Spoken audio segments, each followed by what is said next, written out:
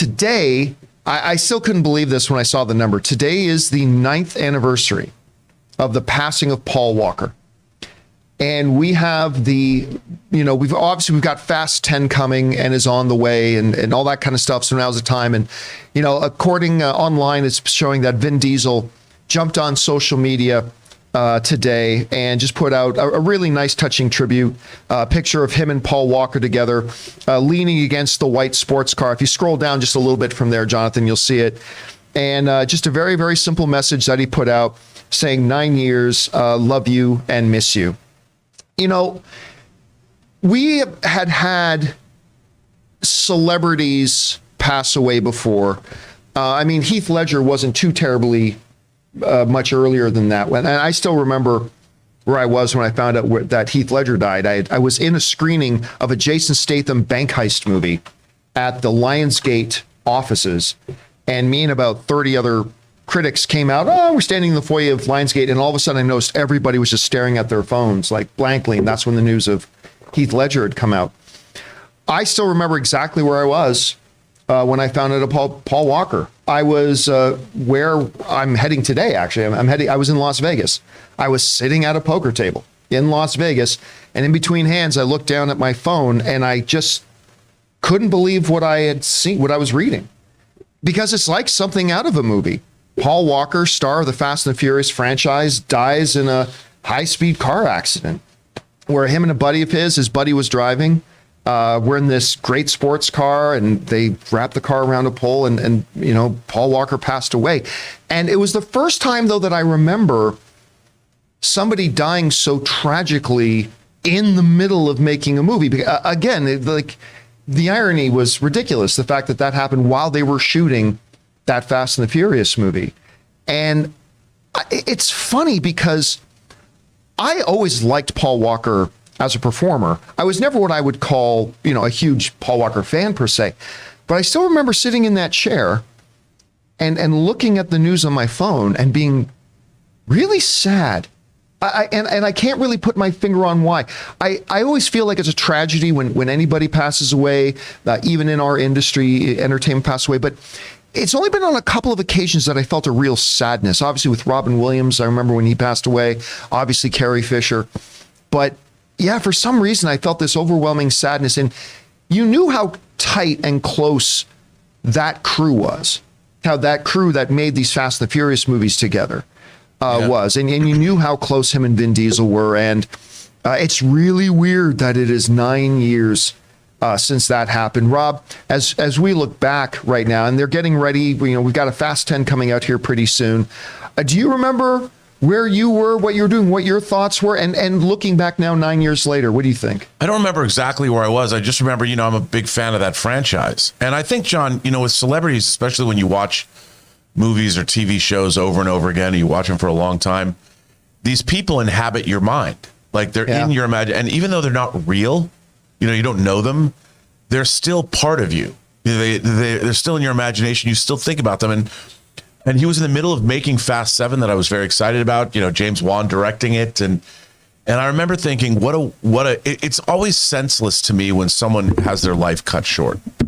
It's always sad. And, Paul Walker, he kind of was within the franchise, he was kind of the winsome.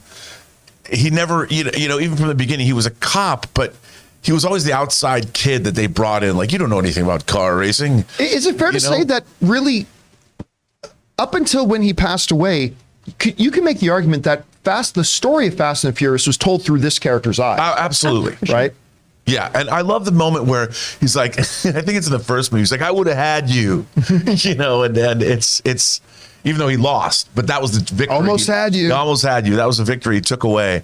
And no, it's sad. And the fact that the franchises, we now have 8, 9, and 10 and 11 are getting made, I guess it is a testament to the staying power. There was something he had. He did have charisma and star power. And I think without him, the franchise wouldn't have endured.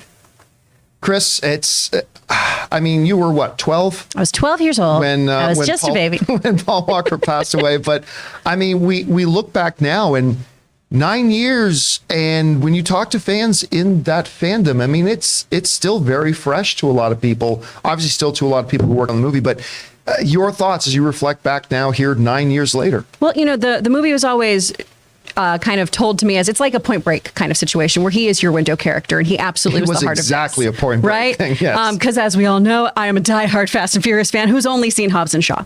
But when this news came out, I remember just thinking it was fake news. I thought it was this kind of TMZ thing of they took footage from the shoot and are exploiting it. This is horrible. Yeah. Why would they do something like this?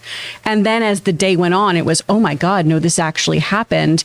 I can't believe this. And I think one of the things that made it hit hard for so many people was the friendship with Vin Diesel. We saw how somebody really lost a brother-like figure. And, when you're working on a film set, the people you work with, it's kind of like going to summer camp and these become your best friends. You form a really, really deep bond with them. Our own Aaron Cummings, of course, knows firsthand about how devastating the loss of one of your coworkers on set can be. Right, because the lead of Spartacus passed away as they were in the middle of making that show. And I think when we as fans view it through that additional lens of seeing those coworkers, those really dear friends, how deeply they're affected by it, it just hammers home to us, one, that these are real people, because we do, like Rob was saying, we have an idea of them in our mind. We kind of idealize them or put them on some pedestal or view them only as their characters.